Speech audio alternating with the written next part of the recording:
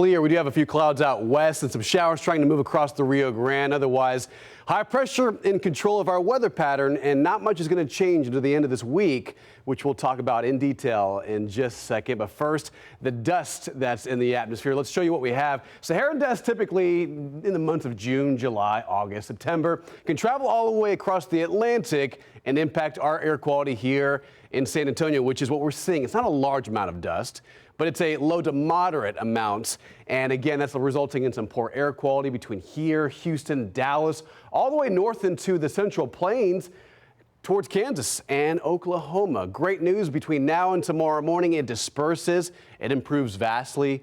And really, it's just the clear skies and the hot weather that'll be our main concerns over the next couple of days. Meantime, it's 95 in the city, about 94 at Helotes, degree cooler in some areas on the northern side of San Antonio. Lake yet 94, Pleasanton a few degrees hotter at 97. South winds are a little breezy, as you saw in Kerrville with Bill's live shot. It was a little breezy out in the hill country. South winds are moving around 10 to 20 miles an hour at this time.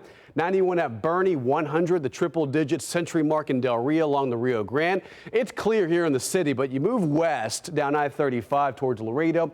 Additional cloud cover, a weak disturbance moving across Mexico. It looks like most of the rain will stay west. We're not seeing much action or expecting any activity here in our area for a while. Tonight's outline, 8 p.m. 91, 10 p.m. 85, and again, winds will be gusting occasionally towards 20 miles an hour.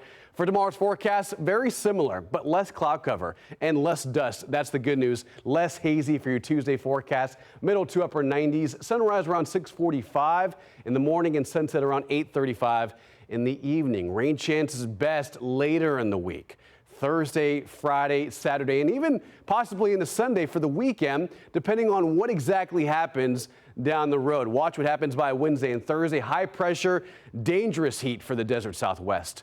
From Arizona to Southern California, Utah, that's where the heat's going to be. On the eastern periphery of that high is a weakness, a door open for rain. Frontal boundary drops into North Texas. It's going to pump its brakes by the time it gets anywhere near us, unfortunately. We could use that, right? The cooler air.